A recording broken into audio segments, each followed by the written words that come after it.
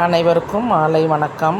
நம்ம கட்டிங்ஸ் கொடுத்ததுலேயும் விதைகள் மூலியமாக வந்ததுலேயும் யார் யார் வீட்டில் என்னென்ன வந்திருக்கோ அவங்க எல்லாம் வந்து எனக்கு ஃபோட்டோ எடுத்து அனுப்பிச்சிருந்தாங்க. ரொம்ப ரொம்ப சந்தோஷம். என் வீட்டில் வந்து நான் பார்க்குற சந்தோஷத்தை விட நீங்கள் காட்டும்பொழுது இன்னும் ரொம்ப சந்தோஷமாக இருக்குது. நிறைய பேர் அனுப்பிச்சிருந்தீங்க, அந்த வீடியோ நான் டெலிட் பண்ணிட்டேன். இருந்த வரைக்கும் நான் போட்டுட்ருக்குறேன். பாருங்கள், எல்லார் வீட்லேயும் அனுப்பிச்ச ஒவ்வொரு செடிகளும்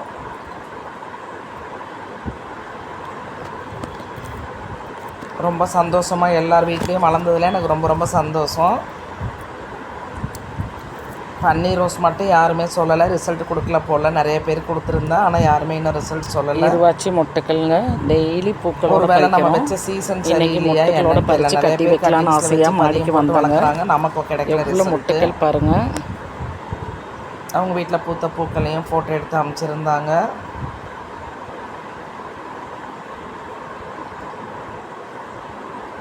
அப்படியே வந்து விதைகள் மூலியமாக வர நம்ம பூக்கள்ங்க, ஜினியா பூக்கள் விதைகள் மூலியமாக எடுக்கலாம். கட்டிங்ஸில் வளராது, விதைகள் மூலம்தான் வரும். அது மற்ற கிளைமேட்டுக்கு வருமானு தெரியல, சென்னை கிளைமேட்டுக்கு வராதுங்க.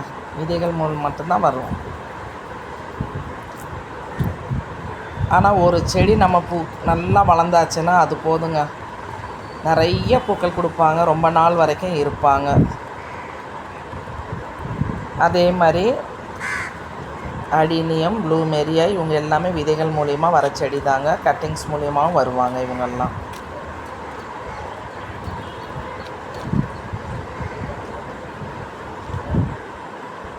பட்ரோஸ் எல்லாம் வந்து கட்டிங்ஸ் மூலிமா வர்றது தாங்க. ஒரு சின்னது எடுத்துகிட்டு போய் வச்சாலும் பட்ரோஸ் வந்துடும். அதே மாதிரி இவங்கெல்லாம் கட்டிங்கில் செம்பருத்தி பூக்கள் வருவாங்க. சில செம்பருத்தி பூக்கள் வர மாட்டாங்க. நம்ம வீட்டில் ஒரு 2-3 செடியில் ரிசல்ட் கொடுத்தாங்க, மற்ற செடியில் ரிசல்ட் கொடுக்கலங்க. அரளிப்பூக்கள் கட்டிங்ஸில் வருவாங்க, நான் ட்ரை பண்ணலை. முல்லைப்பூக்கள் கட்டிங்ஸில் வருவாங்க. நித்திய மல்லி கட்டிங்ஸில் வச்ச செடி தாங்க இது. அலமண்டா இன்னும் நான் கட்டிங்ஸ் எடுத்து வைக்கலை, இன்றைக்கி தான் வைக்க போகிறேங்க. இன்னும் ஒரு ட்ரை பண்ணலான்னு சொல்லி. ரொம்ப அழகான கலரு, நிறைய மொட்டுக்கள் வச்சுருக்காங்க. இப்போ எல்லாமே கொடியாக போகிறது எல்லாமே நான் கட் பண்ணி செடிகளாக்கி வச்சுருக்கேங்க.